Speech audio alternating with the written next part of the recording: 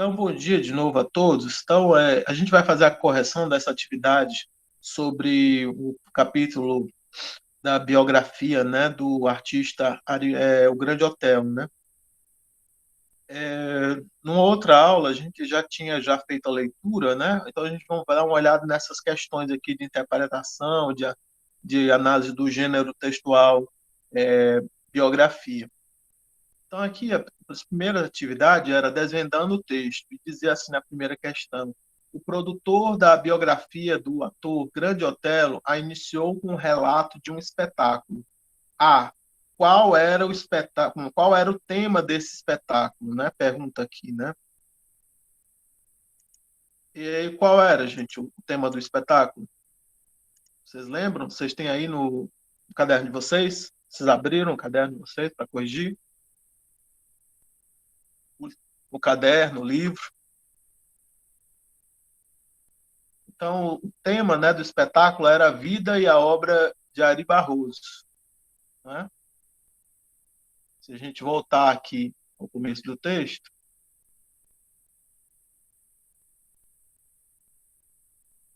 a gente vai ver aqui, olha, para se ter uma ideia de quanto o Grande Otelo trabalhava na segunda metade da década de 1950, né? Basta que se diga que em 1957 foram lançados 6 filmes com sua participação. Aí diz o nome dos filmes e não era somente no cinema. No dia 6 de agosto daquele ano, o produtor e diretor Carlos Machado promoveu na elegante boate Night and Day, no centro do Rio, a estreia de Mister Samba, que é o nome do espetáculo. Um espetáculo que focalizava o quê? A vida e a obra de Ari Barroso.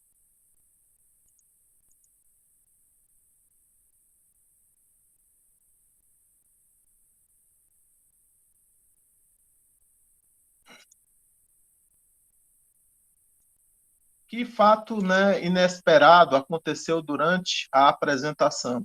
Se vocês lembrarem, né, o que foi que aconteceu, o que aconteceu foi que O Grande Otelo começou a vomitar em pleno palco e correu para os bastidores. isso, exatamente, foi isso que aconteceu, né? O Grande Otelo, né, sentiu-se mal, né, e precisou, né, ser atendido por um médico. Detalhadamente, ele passou mal, né, provavelmente pelo cansaço, porque estava trabalhando muito, porque estava tendo algum problema assim com talvez com bebida, alguma coisa, né?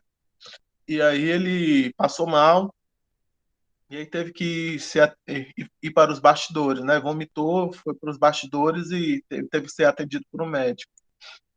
Aí, como a situação se resolveu? Um médico que assistia ao show levantou-se assustado e correu para o camarim.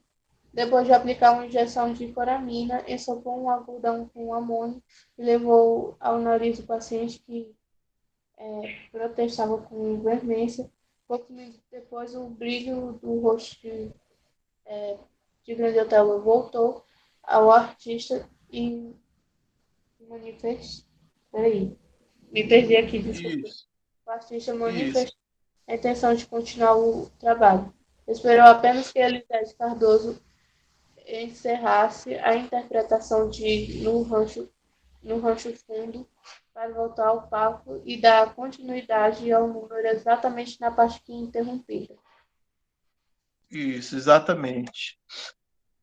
Aqui aí, resumindo, o médico, né, aplicou-lhe uma injeção de coramina, o fez inalar amônia, o que permitiu, né, a sua volta, né, ao palco. Mas realmente essa passagem que você leu do texto, né? Muito bom. Continue fazendo isso, Nicole, tá interessante. Aí, bom, aí aqui na questão 2 perguntava: o relato do show pôs, né, em destaque o médico Josias de Freitas. Quem é, né, o Josias de Freitas? Por que ele é importante para o relato da vida de Grande Otelo? Por que, Nicole? Porque ele é amigo de infância dele e foi ele que o ajudou quando ele passou mal na apresentação. Isso. Ah, porque, né, além de ter ajudado nessa situação específica, né, o médico fez parte do passado, né, do artista.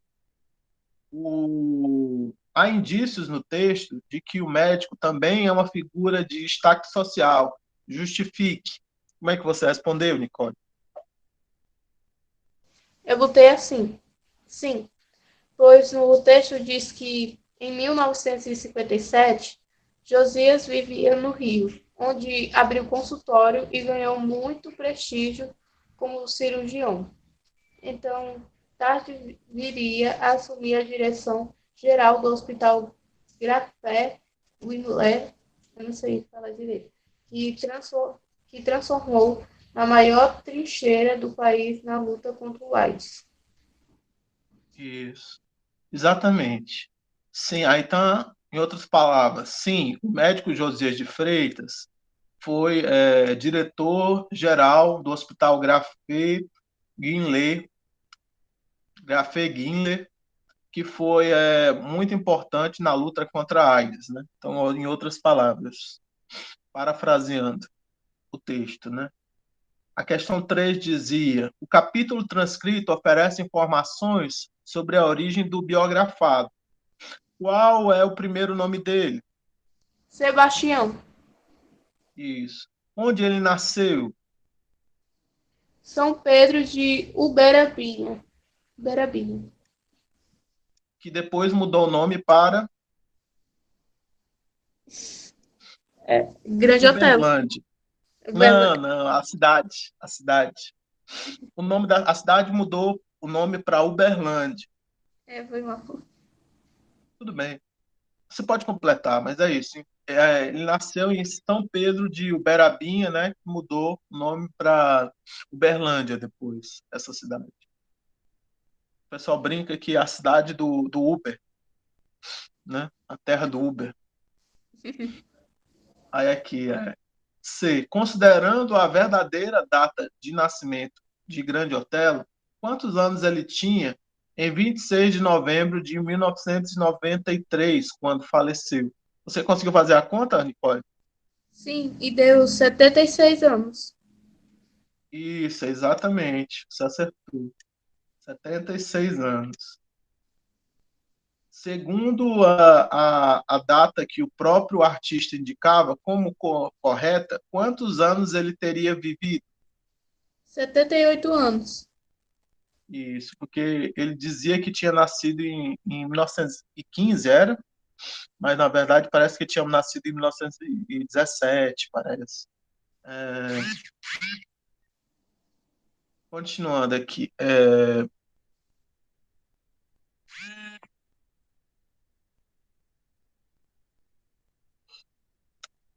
O texto menciona a família de Grande Otelo. Qual era a condição financeira dessa família? Como é que você respondeu, Nicole? Pobre. Pobre, né? Isso, era uma família pobre. Cite dois fatos que justifiquem sua conclusão. Ele morava numa cidade do interior e quase sempre os filhos do povo deixavam de ser registrados nos cartórios oficiais. Isso, então, esses foram os dois fatos que você colocou. O fato dele ter nascido numa cidade do interior, morar numa cidade do interior, e o fato dele não ter sido registrado no cartório, né? Aqui ele colocou ele deu duas coisas. A mãe de Grande Otelo era cozinheira em uma residência e seu nascimento não foi registrado, como costumava acontecer com a população de baixa renda.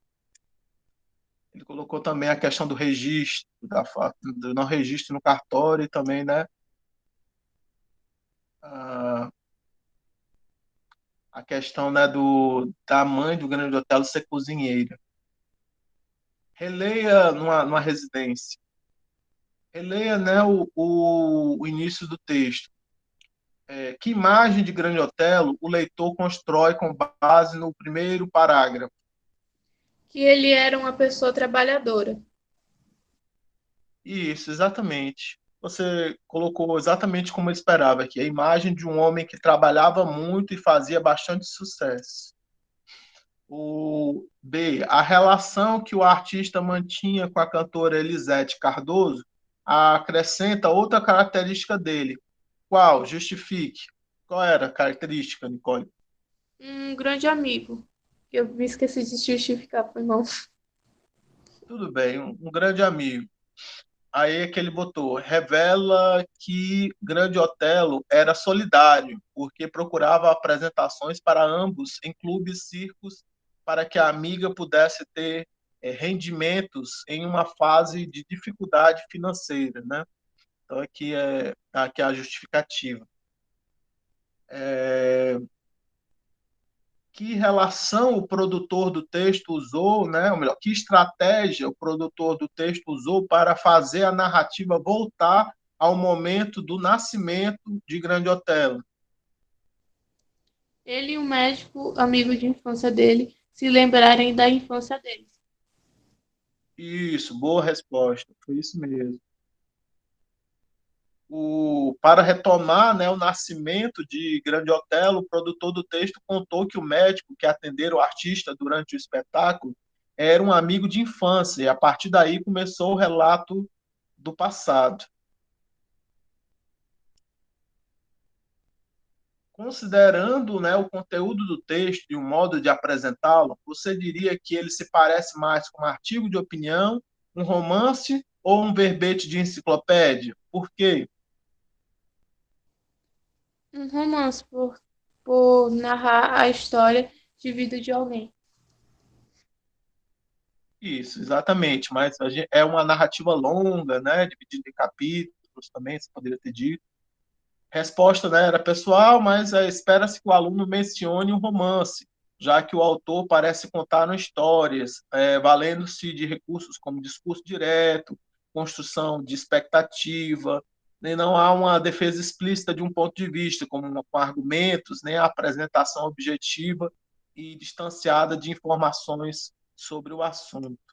Assim, o que ele está querendo dizer aqui é que não tem assim, se a gente tivesse lido assim o artigo de opinião, né?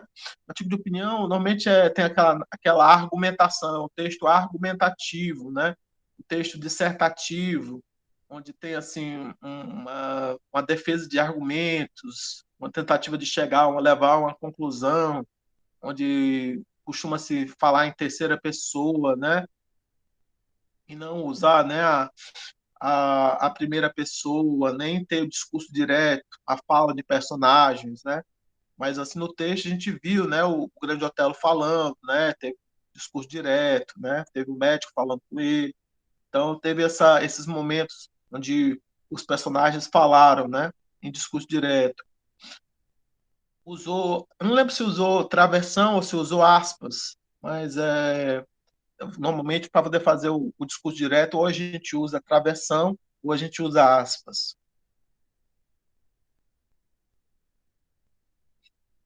Aí aqui já era mais sobre as funções, né, as características, né, de uma biografia, a análise do gênero. Para completar a análise do texto, refletir sobre as características do gênero biografia, responda mais algumas questões. O texto que você leu foi publicado em 2007. Nessa ocasião, quanto tempo havia decorrido desde a morte de Grande Otelo? 14 Você conseguiu 14 anos, exatamente. Você conseguiu fazer a conta direitinho, Nicolas. 2. Por que Grande Otelo mereceu uma biografia? porque ele foi um grande artista brasileiro. Isso, exatamente. Por ser uma pessoa pública de destaque, né, em sua área, né, um artista. 3. Que tipo de leitor teria interesse em ler a biografia de Grande Otelo? Por quê? O tipo que gosta de músicas, filmes, comédias, entre outros, porque ele é comediante, ator, compositor e cantor. Isso, exatamente. Então, o Grande Otelo foi uma pessoa bastante conhecida e, por isso, sua biografia pode alcançar um público amplo, especialmente pessoas interessadas na música, no cinema brasileiro, bem como uma personalidade negra de destaque. Essa parte aqui era interessante vocês perceberem que ele foi um dos primeiros artistas negros a serem reconhecidos no Brasil, né, durante muito, muito tempo. E aí A gente pode dizer que a carreira dele é um pouco polêmica, né, e tudo mais, mas ele é interessante por ele ter dado visibilidade, né, a uma a, Negro. isso exatamente, que ele representava, né, a população negra, né, na televisão, né, no teatro, no cinema, as pessoas se viam representadas nele de alguma maneira.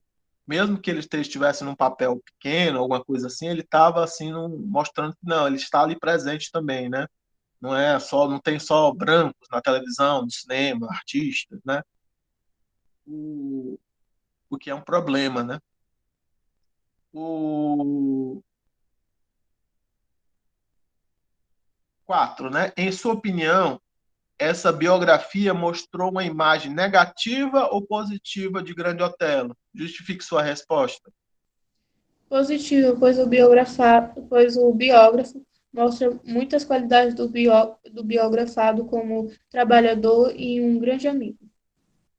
Ótimo, boa resposta. É, aqui, espera-se, né, que os alunos respondam que a imagem é positiva, já que a biografia mostra um artista trabalhador e bem-sucedido, devotado aos amigos, que respeitava muito o público, como revela o retorno ao palco após o episódio de Mal-Estar, e que superou a dificuldade relativa, né, a uma origem pobre. Então, aqui alguns detalhes a mais que você poderia ter colocado. A questão dele ter superado, né, a dificuldade, a origem pobre, ter se tornado uma pessoa de sucesso. É, quinta, né? Quinta questão. Que estratégia, né, o autor da biografia, Sérgio Cabral, usou para descobrir a data exata do nascimento de Grande Otelo? Pela data de seu batizado. Isso, exatamente. Ele foi pesquisar na igreja, né, para poder descobrir e quando ele tinha sido batizado, porque no dia do batismo, né, é registrado também o dia do nascimento nos documentos da igreja. Então, aqui, Cabral consultou, né, os registros da paróquia Nossa Senhora do Carmo em Uberlândia, que registrava a data de nascimento das crianças batizadas. Sexta, agora, que outros recursos podem ser usados por um pesquisador para reunir informações sobre o biografado? Como é que você respondeu, Nicole? Entrevistas, jornais, livros, entre outros. Ótimo, ótima resposta. O biógrafo pode entrevistar familiares, colegas de trabalho e conhecidos, e consultar reportagens, acessar entrevistas concedidas e verificar se a pessoa deixou um diário, ou mesmo cartas. Às vezes as pessoas, não só diário, mas às vezes depois que a pessoa falece, né, assim, a família procura as cartas que a pessoa escreveu e mais e publica, né, em formato de livro, né, as cartas que a pessoa escreveu. Pelo menos isso acontecia muito. Hoje em dia eu não sei se vai acontecer mais, né? Porque eu acho que talvez não vão publicar os e-mails. Acho que não se publica, dificilmente vão publicar e-mails de pessoas falecidas para poder contar a biografia dessa pessoa. Mas antigamente as pessoas elas juntavam as cartas, né, que a pessoa escreveu, né, ou que ela tinha trocado de correspondência com outra pessoa, né, para poder publicar em formato de livro. Então você tem, né, assim, as cartas de determinados autores, de pessoas famosas publicadas, né, em formato de livro. 7. Além de construir a imagem de uma pessoa, geralmente uma figura pública, que outro conhecimento as biografias podem oferecer ao leitor? Explique sua resposta. Você tentou responder essa, Nicole? Sim, eu botei apresentar a história de vida da pessoa biografada. Os principais fatos da vida da pessoa, os motivos que o tornaram conhecido, as dificuldades que enfrentou, entre outros. Pois o gênero textual biografia caracteriza-se por apresentar a história de vida de uma figura pública. Isso, você. Mas aí essa sua resposta não foi muito assim perfeita, porque ele queria que você dissesse, fora essas coisas, o que é que as biografias acabam fazendo também, que elas também falam, acabam mostrando também.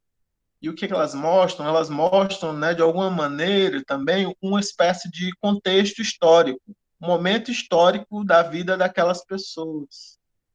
Aí aqui, olha, vou mostrar aqui para vocês. As biografias podem também ajudar a construir uma visão de determinado momento histórico, como exemplifica a referência à ausência de registro de nascimento, quando o Grande Otelo nasceu, fato que era comum entre a população de baixa renda nas primeiras décadas do século XX. Então você vê que veio isso é uma coisa que acontecia, né, naquela época muito comum, né? E aí você vê um pouco como é que era, assim, como é que a pessoa era registrada. Nem todo mundo se registrava no cartório. As pessoas eram registradas na igreja quando iam se batizar. Então você tem uma noção de como era a vida naquela época. Então a maioria das pessoas acabava sendo batizada, né, na igreja católica no começo do século XX. Hoje em dia nem todo mundo, isso não acontece com todo mundo. As pessoas são registradas no cartório mesmo, às vezes não precisa de uma pagar, às vezes faz uma declaração gratuita, né, alguma coisa assim. O, o cartório recebe, né, acho que uma ajuda do governo para poder registrar pessoas de baixa renda. Então a situação é diferente, né, do Brasil em termos de registro de pessoas. Vocês estão entendendo a questão de diferença? Aqui na 7 ele estava perguntando assim, além de contar a vida da pessoa, o que mais as biografias acabam fazendo? Elas registram, né, um momento histórico, né, de alguma maneira, em que aquela pessoa viveu.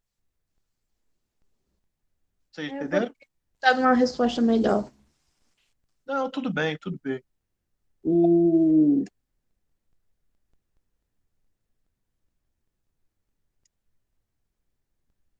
Aqui ele tentou resumir isso aqui tudo, né?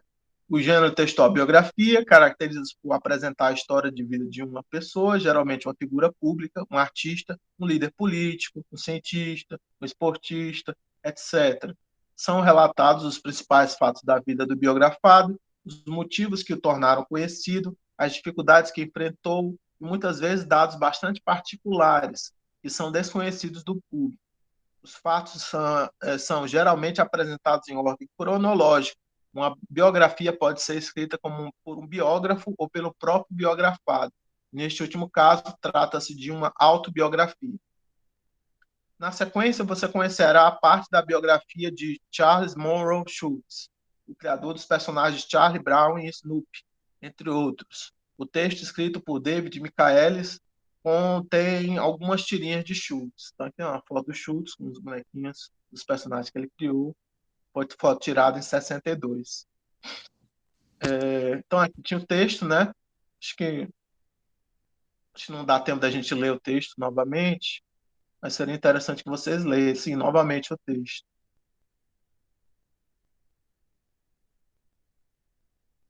Aí aqui tinha as questões aqui. Você fez essa também, Nicole? Fiz. Então aqui vamos tentar se a gente consegue corrigir pelo menos algumas questões. Questão 1. O trecho destaca a adolescência de Schultz. Quais características físicas são citadas? Que ele é baixinho, né? Que ele tem um nariz considerado normal, é, parecido com um botão redondo. Foi mal, minha voz travou um pouquinho.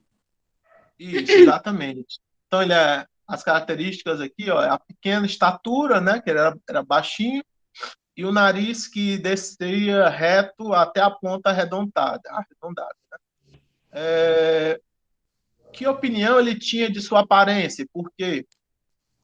Que ele era feio, por causa que achava seu nariz grande e tinha alguns amigos que eram fisicamente atraentes e sempre se sentia em desvantagem por isso. E sentia que ninguém jamais gostaria de alguém que se parecesse como ele.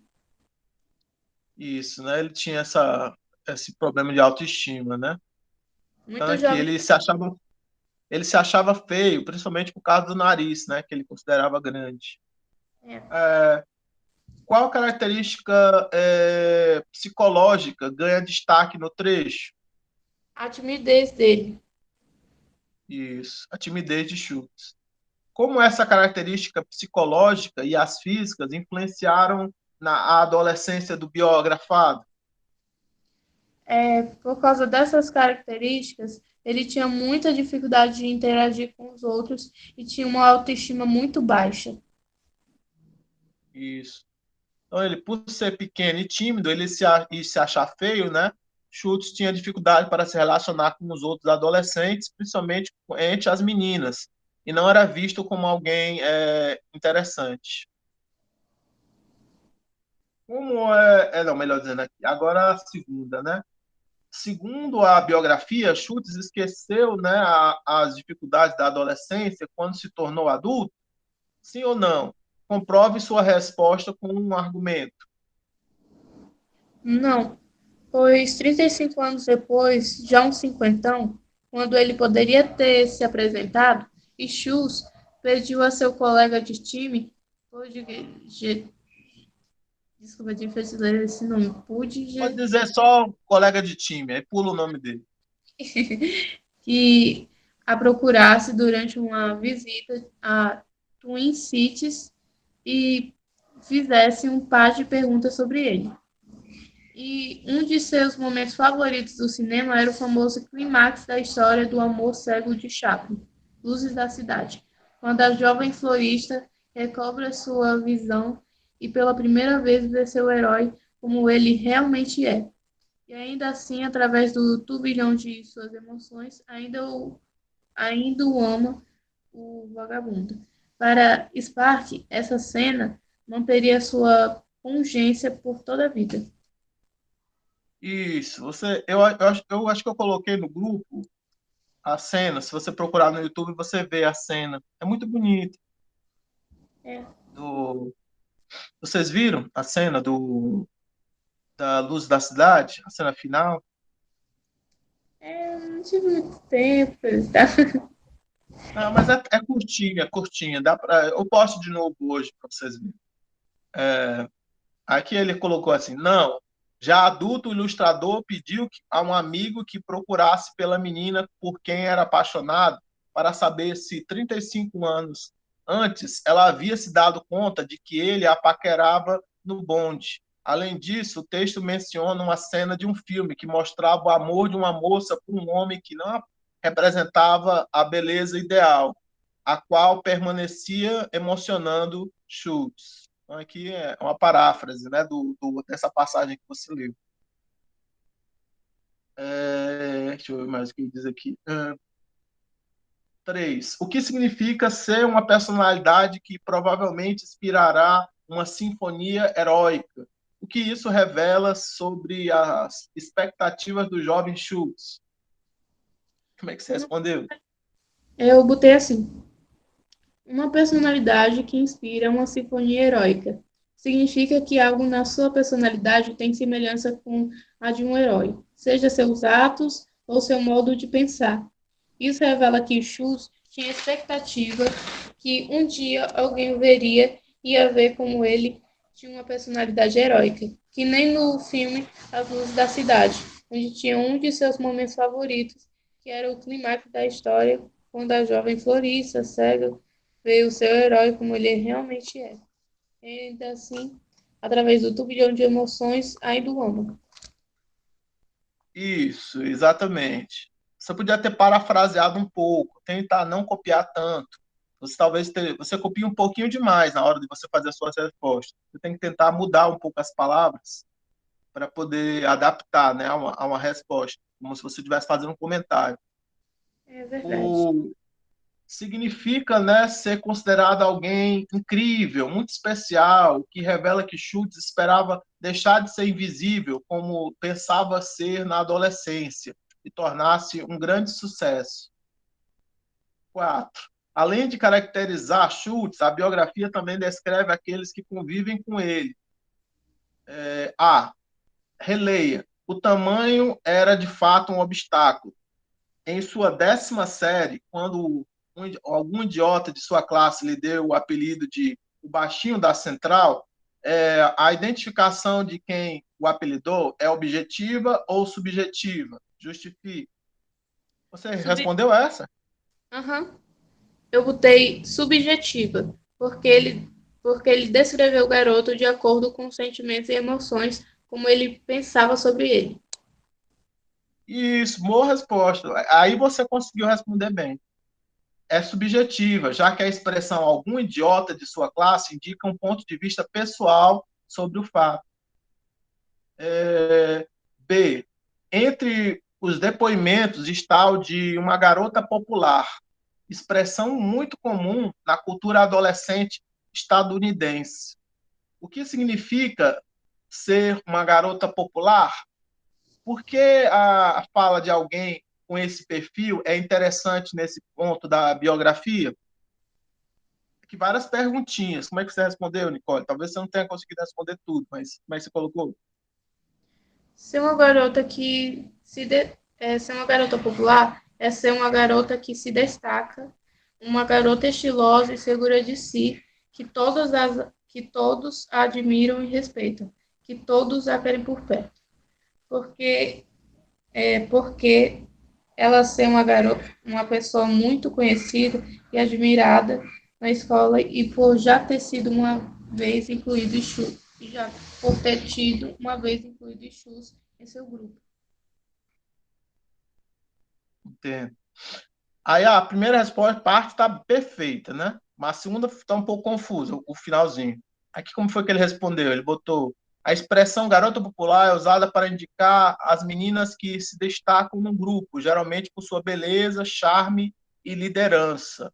O fato de a garota popular considerar Schultz um garotinho sem personalidade, que não tinha muito a oferecer, reforça, pelo contraste, a imagem de um garoto isolado, considerado pouco interessante, né?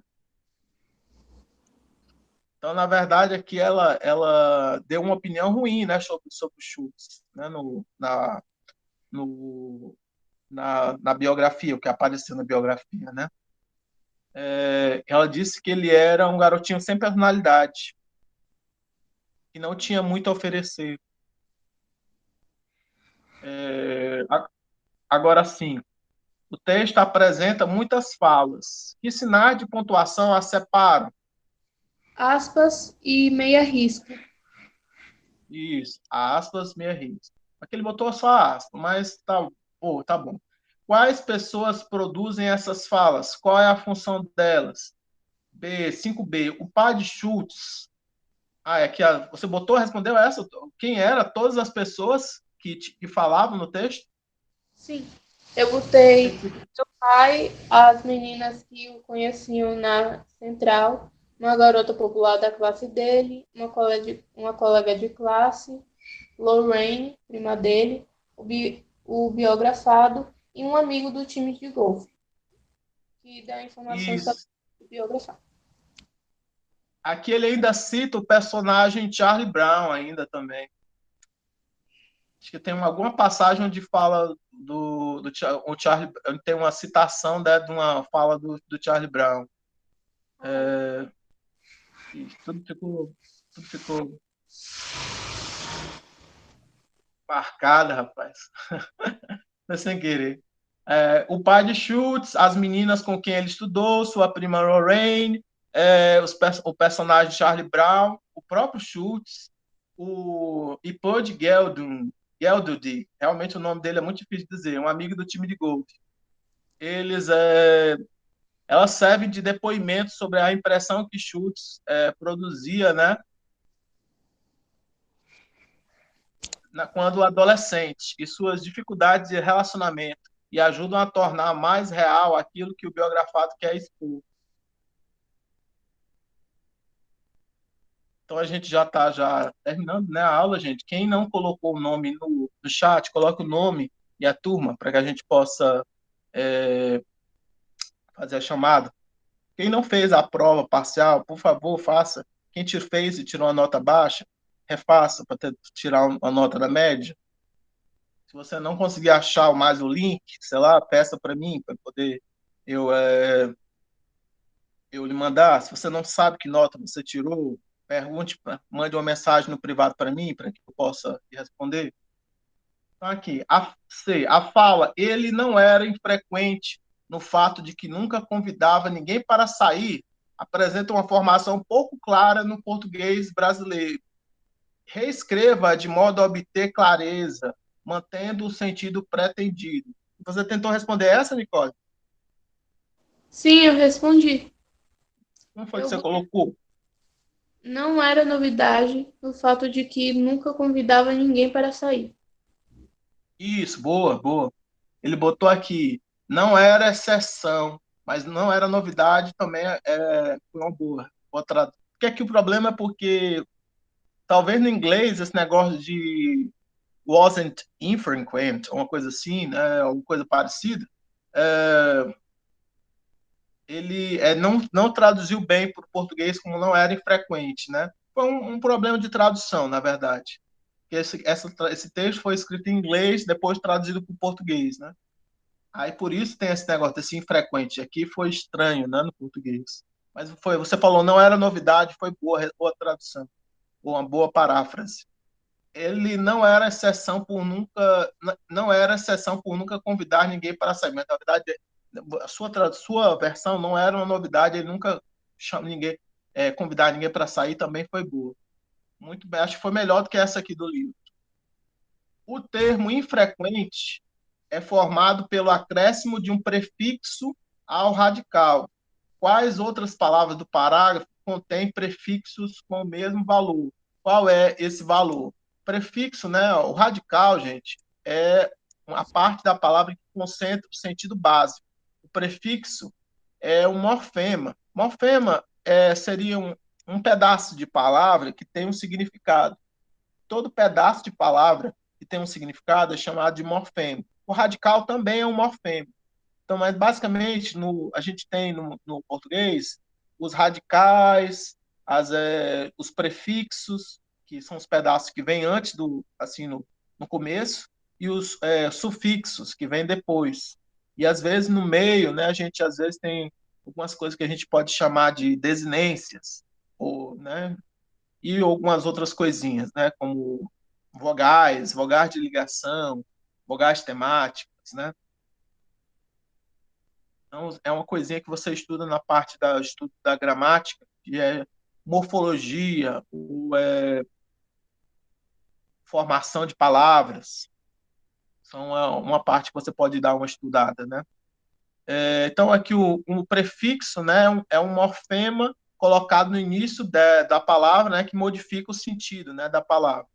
Então, aqui, infrequente, você tinha um radical, né, que é frequente. E aí você tem o in, que é um prefixo, que vai se juntar ao frequente, vai dar um sentido, né, que é o contrário, né, de frequente, né, infrequente. Vocês estão entendendo? Sim. Então, aqui, as outras palavras que apareciam lá eram incomum. Ah, você conseguiu achar as palavras? Quais você colocou? Bom, eu não tenho tanta certeza se minha resposta está certa, mas eu coloquei isso. Incomum e inabilidade. O valor de. E a segunda pergunta dessa questão mesmo, eu botei também o valor de que não era comum, ação contrária. Isso. O valor mais geral é contrário, negação. Quando a gente fala do valor, normalmente a gente está querendo dizer assim o significado, né, alguma coisa assim de uma palavra, né, em relação a outras palavras. Então aqui, incomum, inabilidade. Aí fora a inabilidade tinha também desinibição, que também tinha, né, uma, um outro prefixo que também tem o mesmo valor, que é o desinibição, que é desinibição, tem assim aí o des tem essa ideia de negação, né? Ou de contrário. Inibição significa timidez e desinibição significa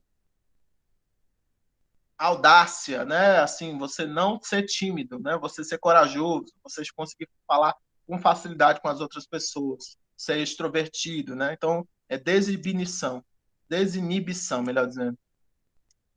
Tá dando para compreender?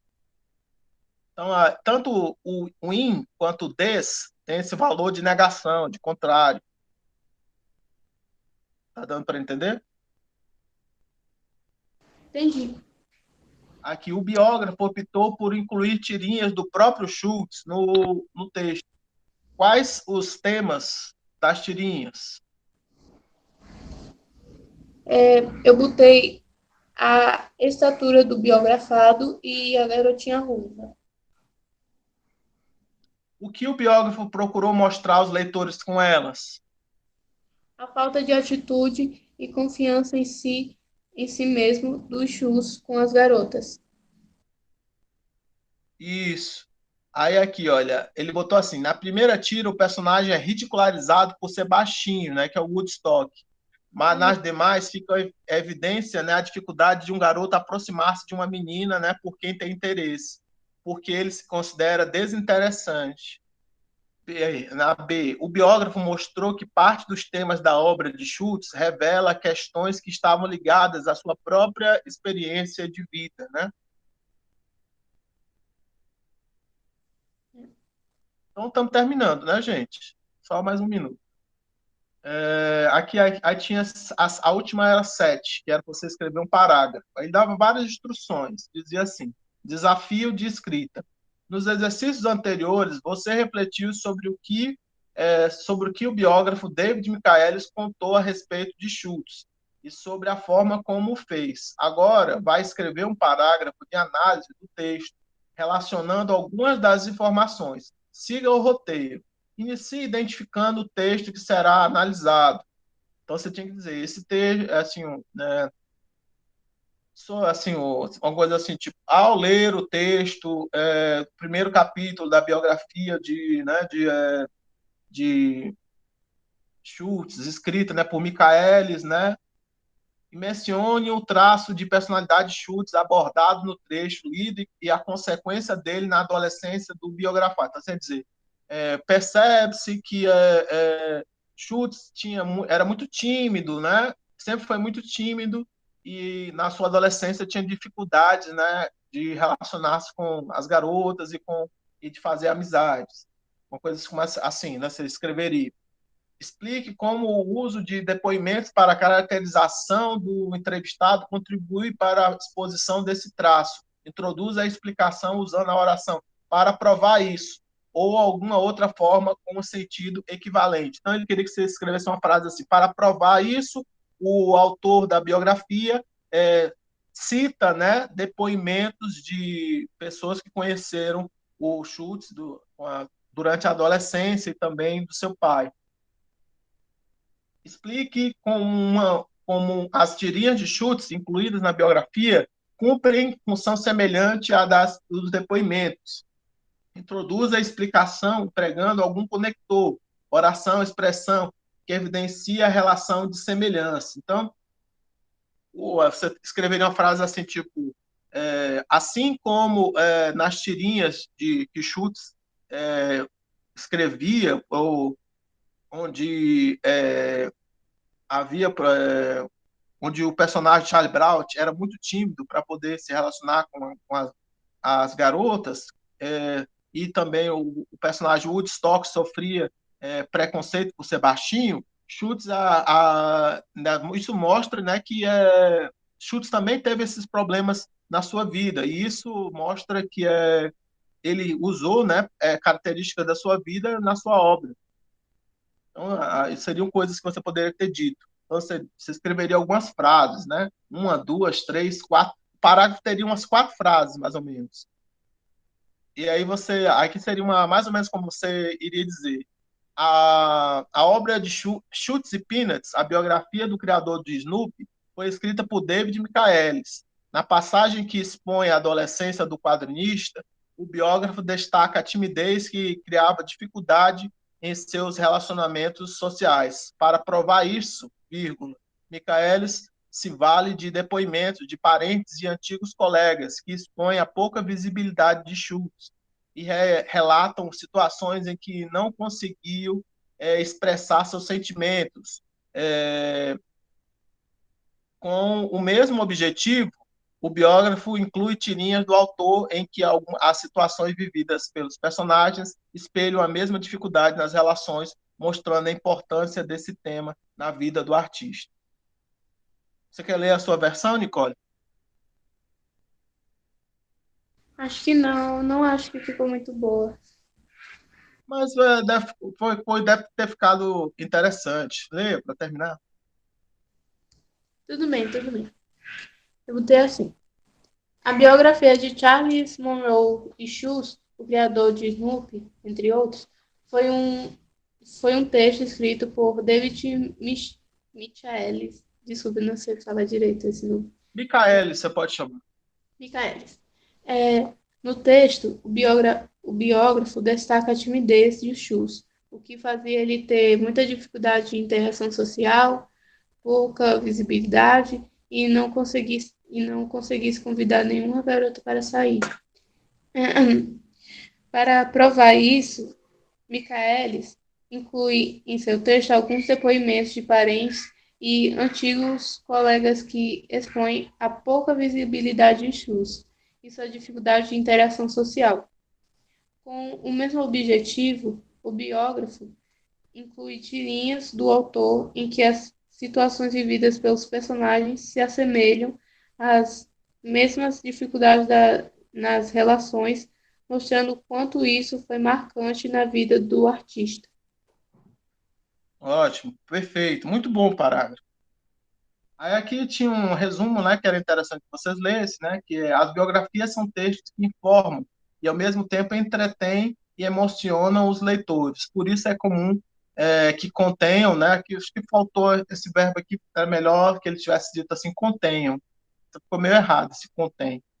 Que por isso é comum que contenham aí, não com, né, contenham recursos típicos da literatura para tornar a leitura mais prazerosa, como a inserção de diálogos.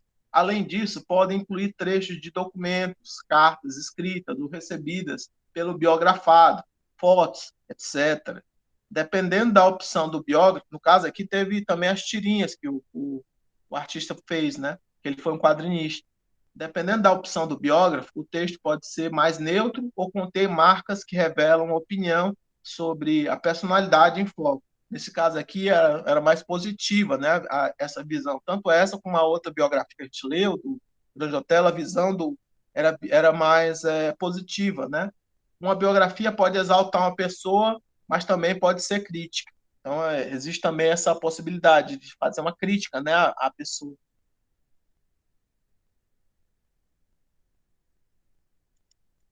Então, gente, eu agradeço pela participação de vocês. A gente está, assim, encerrando, né, a nossa aula. Eu espero que vocês tenham apreciado. Quem não ficou até o final, eu espero que assista depois a gravação. Tchau. Tchau, professor. Obrigado. Tchau, professor. Obrigado. Tenha um bom dia.